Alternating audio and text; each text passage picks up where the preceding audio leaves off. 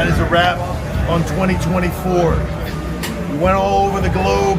We sold out. We set records. We lit the world on fire. But I can tell you this, Gen 6 is right around the corner. Netflix, and you ain't seen nothing yet. Are you ready? Salute, wrestling fans. Welcome to the Figure 4 TV, also known as Good Bread Wrestling. Now today we're going to talk about fans and how they are furious with the rapid rise of WWE pricing. Now, professional wrestling is more popular than ever, with WWE racking in record profits and constantly breaking gate records.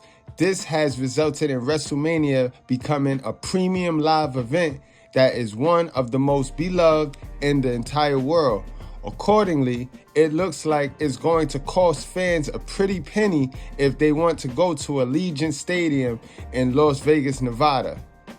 Fans have become infuriated over the surging prices of WrestleMania 41, with seats in the nosebleeds going for thousands of dollars on Ticketmaster, and that's before any fees kick in.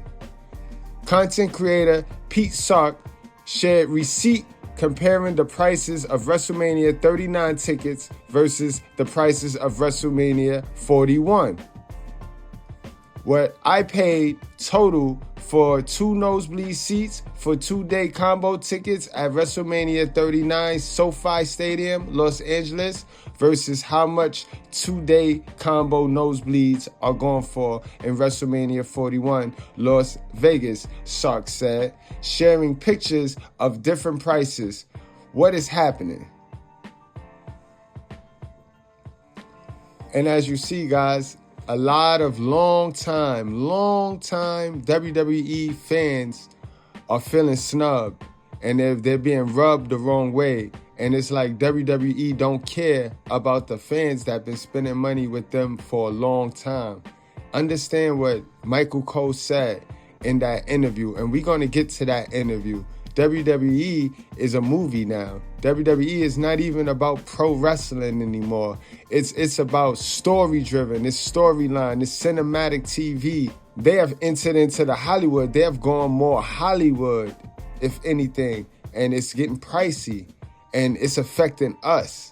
So this is why a lot of people is going to be turned off from the product, guys. If you notice, even at SmackDown this week, it was reported a lot of empty seats, and that's weird. That's odd for empty seats when they promoted Rock being at this show. So it just goes to show them seats right there that you looking at, them seats is nosebleeds and still cost a pretty penny, and ain't nobody affording them. Can't anybody afford those tickets? For me, bro, this is exciting for me.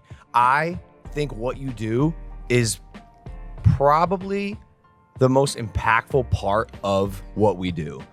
You are the voice of WWE. You are telling the stories. For anyone tuning in who isn't a fan or in the WWE universe, you're the one connecting the dots and literally painting the picture with your words so people can follow the story. And in my opinion, the WWE storylines are so rich, and that's what sets the universe apart and the organization apart. That's why it's worth, multiple billions of dollars, and you're the one painting the canvas for the viewer. And that's why Netflix wanted us, right? I mean, Netflix understands that we're a storytelling entity first. Mm-hmm. We're not professional wrestling anymore. We haven't been for many years. We're an entertainment product. Yep. And we need stories so our fans can emotionally invest in our characters. Now, Michael Cole just sat there and gave y'all the blueprint, guys. That's exactly what they do. Once you're emotionally invested, you spend your money.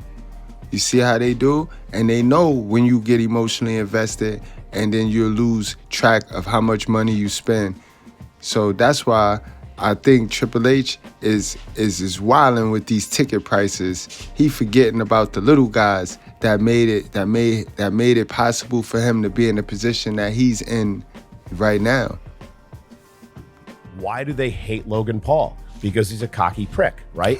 And I wasn't aware. As a character. As a character.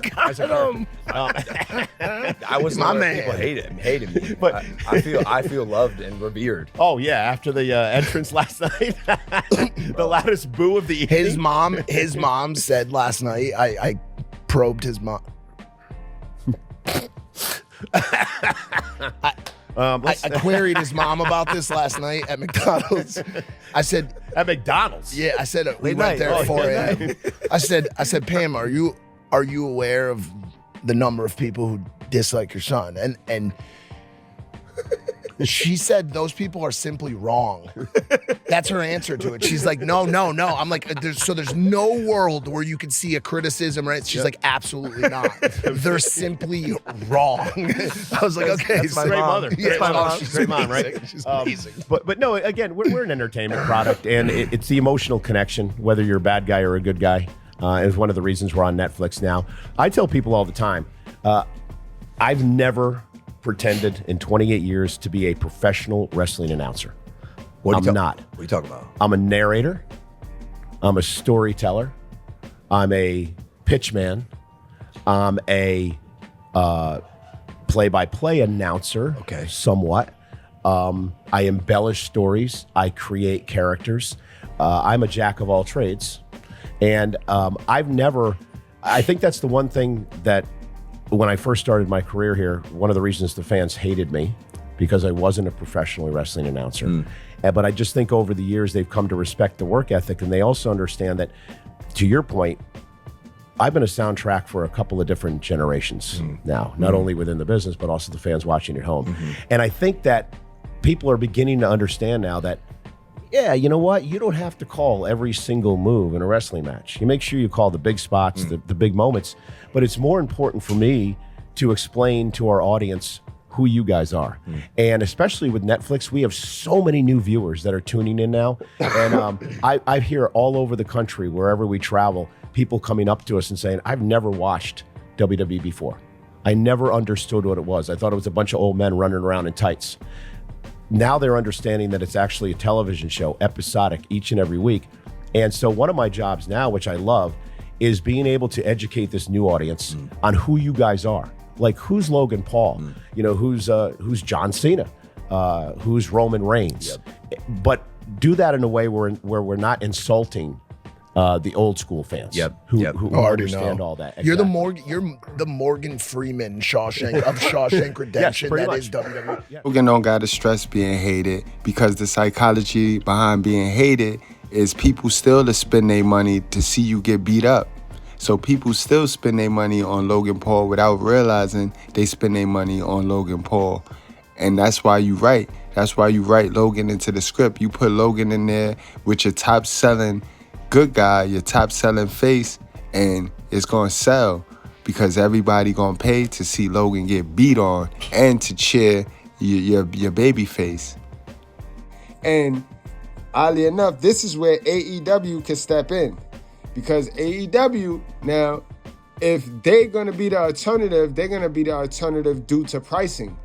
The more and more WWE rack up their prices, the more AEW draw interest in their product and keep their prices reasonable because of the product that they are dealt with right now. If they keep their prices reasonable, people ain't gonna mind going on over to AEW and just watching whatever they got to put on, because people gonna want their wrestling fix, but people ain't gonna get extorted now. WWE is pulling an extortion act now, honestly, and honestly, the TV ain't matching the price. It's good. It's better than what we was given, but it ain't worth what they trying to get us for, guys. Let's knock it off. Both Raw and SmackDown was mid this week. So I don't see us paying out the wazoo. And no. WWE got to check theyself. We understand. We get it. And I don't understand why y'all rocking the prices up. Y'all getting so much checks. Y'all getting so much money from outside sources. Why do y'all need to drain the people pockets? I get it. Y'all got to pay these stars, and y'all got big contracts. The biggest contracts is in WWE.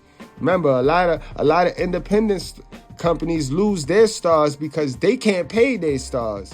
But you know, WWE could pay their stars.